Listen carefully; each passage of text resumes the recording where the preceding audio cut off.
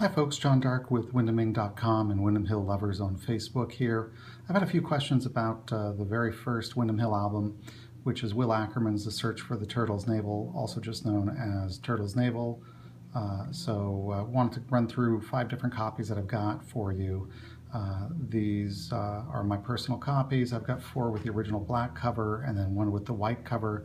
I'll run through the differences here and show you what we've got. I have 5 pressings. According to Will, there's something like 13 discrete pressings that came out originally. So let's walk through the differences from oldest to newest, or at least as best as I can guess that. The oldest copy I've got is one I picked up actually not too long ago at Recycled Records in San Francisco, and you can tell it's the first pressing because it actually has a sticker on a white label. You can see that just the sticker goes right to the edge there. They did a really nice job. Will said he tried to do a few himself, but he ended up having someone else do it, and you can see they really came out pretty nicely. Front cover is sort of on the same vellum stock, and then the back as well. And the other interesting thing about this is these are some of the only, this is one of the only copies that does not have the copyright label or the copyright stamped right in the kind of the space in here. You will see that it says copyright all positions, but it does not have the other piece. So anyway, very early copy with the sticker, possibly one of the first 150. The second 150, rather than having stickers on a white copy, had stickers on the Our Hooli Prison Songs cover that was left over from that project that had been reused by the house who printed this. The disc for it, we've got side 1 here. And let's see if I can autofocus up a little closer. There we go. So you can see we do have the copyright there for the album stamped on there. And we've got, this is called side 1, side 2. Matrix numbers are very hard to read. The matrix numbers on my first 2 are identical. And you can see the turtle logo, which was used as kind of the Windham Hill logo on the second album. Matrix numbers on this are 4CG FPV 43149-2. Then there's an S plus and a 09115. So long matrix numbers, these appear on side 1 only. There are no matrix numbers on side 2. For the second copy I've got, I do have matrix numbers, the exact same matrix numbers on side 1 and side 2. We've got a different cover. This is actually a gatefold. So I've got this fancy logo here in the center. And then the back cover is different in that while it's also all text, he added in the turtle logo, and the text shrunk and was resequenced for this particular pressing. This is stamped right on cardboard, and the other nice thing is you'll see that there's a staple here for the gatefold as opposed to glue. Overall, really lovely packaging.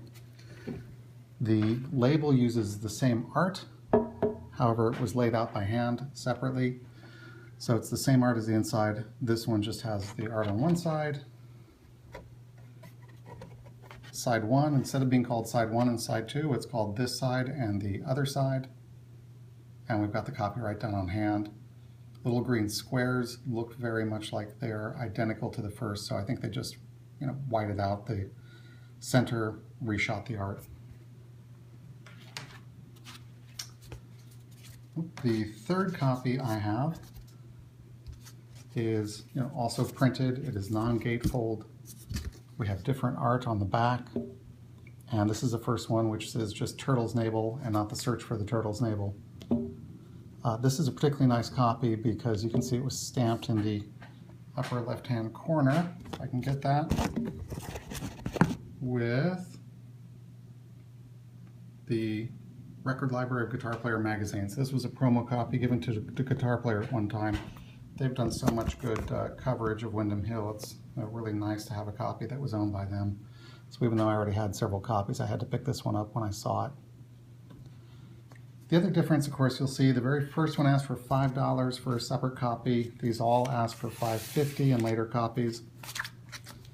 And you'll see that the label is substantially different.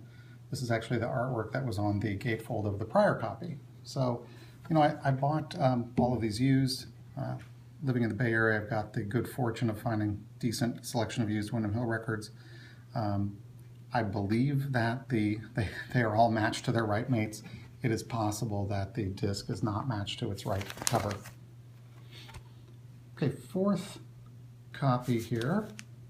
One is printed on white stock instead of the cardboard or vellum or off-white stock. And this one you can definitely tell is more modern. We've got the first appearance of the Windham Hill logo. So looking very nice there. A little bit different art on the back, taking away an awful lot of the credits, and a much more modern album. This is also the first appearance that I've seen of the what is now sort of the logo and the label that we've seen on all of the rest of the Windham Hill albums. There is a difference between this and the next. This has a serif font for In Search of the Turtle's Navel, and it actually still says In Search of the Turtle's Navel on the disc itself, even though it says Turtle's Navel on the outside of the album. And then finally, the most modern copy I have on vinyl is the white label copy, where we start seeing kind of all of the nice white space and really lovely Helvetica font there. You'll also see that it's clearly marked WHSC 1001, so we're using the catalog numbering system, and I've got a completely different back as well. And this is the first copy that eliminates the song Woman She Rides. So, so we really see quite a progression here throughout. This is also copyright 76, so you can see these went 75 to 76 over the years. The label is otherwise identical to the last copy, except for the fact that it's clear, it clearly is another printing, and the fonts were changed, but otherwise layout, everything else is different. This particular label actually says 77 on the print. I don't know if they did this like in December anticipating, but the outside says 77, or the label says 77, the record itself says 76, so all right in that time. That's it. A lot of interesting copies out there. Fascinating to see the very, very early days of Windham Hill.